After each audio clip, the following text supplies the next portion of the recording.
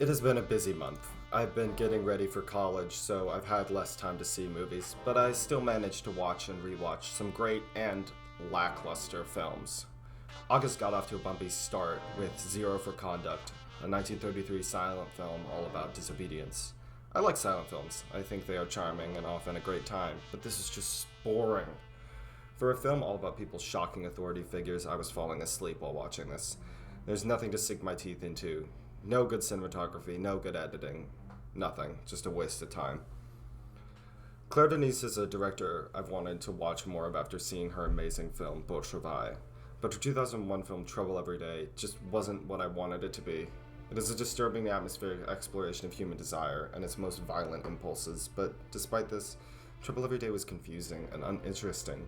None of the characters were memorable, and I'm hard-pressed to remember any specific scenes from the film. Out of all the Paul Thomas Anderson films I haven't seen, Magnolia was the one I was the most hyped about. And damn, this was an amazing film.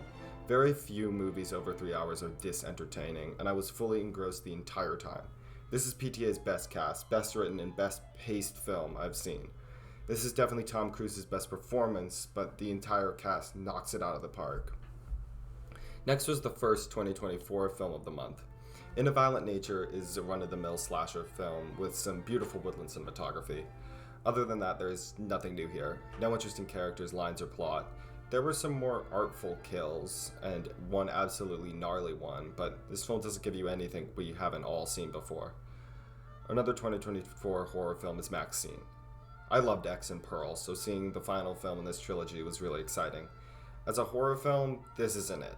I would categorize MaXXXine as just a bloody thriller, but not horror. There's nothing to be scared of here. But as a thriller, MaXXXine succeeds. There's a lot to love about MaXXXine, and it squares up alongside the other films perfectly. Each movie in the trilogy has a very different tone and style, and I think I like MaXXXine's the best. Gaza Fights for Freedom was released in 2019, and of course it has only gotten more relevant since. This is a very important documentary for people to watch right now, but other than its important subject matter, this film is a very by-the-numbers documentary. The good pacing and editing doesn't stop this film from being slightly repetitive. Other than that, it's a perfect film for outlining the need for Palestinian liberation. There has rarely been a filmic beast as mysterious to me as An Elephant Sitting Still, a Chinese film clocking in at almost 4 hours. Plot-wise, this film reminded me a lot of A Brighter Summer Day with its young characters and themes of moral decay. But while A Brighter Summer Day fills its runtime with interesting moments, An Elephant Sitting Still takes a more relaxed approach. While I do like A Brighter Summer Day more, this isn't a critique. I really enjoyed the slower style. I don't think a film has ever captured pure loneliness before. There are movies that have a better depiction of personal loneliness, but no world has ever felt as hollow as the one in An Elephant Sitting Still. This is one of those movies that I watch and then go right to sleep after.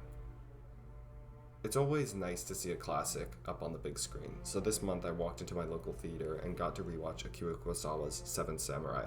This was my second viewing of this achievement, and I loved it even more.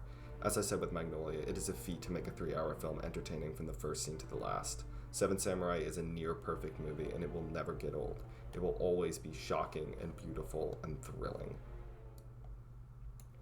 But this streak of amazing films was not to last. Millennium Actress is a film by animation legend Satoshi Kon, who I have a love-hate relationship with. His first film, Perfect Blue, is one of the best thrillers ever made, but I have struggled to enjoy his other work.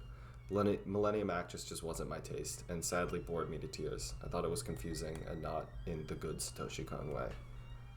But the good times were quickly back with Fantastic Planet, a French animated science fiction acid trip that was slightly worse on a second viewing, but was still a wild and fun time. Fantastic Planet is a film where you just need to roll with it and ask questions later. This is where my month changed. Everything else, before and to come, fell away. 2 movies, watched a day apart, broke my brain. The Act of Killing and The Look of Silence, both by Joshua Oppenheimer, are 2 of the best documentaries ever made. They're both about the Indonesian mass killings of the 1960s, and will shatter any viewer's sense of justice or humanity. These are films that defy comprehension, depicting people who both appear inhuman but also reflect something terribly familiar. And these films are beyond my ability to capture in words, so I won't attempt to do so here. Any film would have a hard time following those, but Rogue One: A Star Wars Story is my favorite Star Wars film by a long shot, and rewatching it was such a blast. This movie presents one of the most grounded and impactful stories of the franchise, and gives me everything I love about Star Wars. Another amazing film that just got better with a rewatch is Hereditary, one of the best horror films of all time, and with this being my 5th time seeing it, I thought this movie had nothing left to offer. But I was wrong. Hereditary gets better and better the more you watch it. The scares are just as effective as they were in the beginning, and Toni Collette has quickly become one of my favorite actresses. In Cold Blood by Truman Capote is one of the best novels ever written, and Capote captures it very well. Capote is about the writing of In Cold Blood, delving into Truman Capote's personal connections to the story and the tangled web of darkness that is required to write it. The film is a extremely slow burn, focusing on Capote's obsession with the murder case and his manipulative relationship with the killers, particularly Perry Smith. Capote is a compelling exploration of ambition, ethics, and the emotional toll of artistic creation. Next, I watched a film by one of my favorite directors. One of Ingmar Bergman's final films is After the Rehearsal, a deeply introspective and intimate examination of the blurred lines between life and art. Set almost entirely on a theater stage, the film follows a seasoned director as he reflects on his relationships with 2 actresses, one his former lover, and the other one her daughter. I think that After the Rehearsal was a big miss for Bergman. His slow and contemplative pacing was dull rather than tantalizing. The relationship drama that makes other Bergman films so good is absent here. There's so many good ideas in After the Rehearsal, but very few of them land. But after this Bergman miss was a Bergman hit. The Rite is a stark and enigmatic exploration of guild power and the nature of performance. Set in a bleak, minimalist environment, the film follows 3 actors who are summoned to a mysterious court to answer for a controversial performance. As the interrogation unfolds, the characters' inner demons and professional insecurities are laid bare, blurring the line between their roles and identities.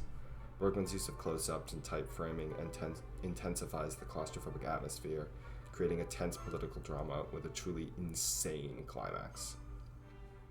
Taking a break from Bergman, I sat down in a theater to see Alien Romulus. I think this is the best Alien film since Aliens by a long shot. I want to make a longer video about this movie, but for now, just know, it's fantastic. But after Romulus, it was back to Bergman at the end of the month. Summer with Monika is a poignant and visually stunning exploration of youthful rebellion, love, and hopeless romance. The film follows 2 lovers, Monika and Harry, who escape the confines of their mundane lives in Stockholm for a carefree summer on the idyllic Swedish archipelago. Bergman captures the exhilaration and intensity of first love, but as the summer fades, so does the romantic idealism, giving way to the harsh realities of adult life. Harriet Andersson's captivating performance as the free-spirited yet complex Monika adds depth to this beautiful, bittersweet coming-of-age story, which is one of Bergman's finest. And that was August. It was a great month, and now that I'm at college, I'll be watching more movies or less movies. I haven't been here long enough to know how this is going to go.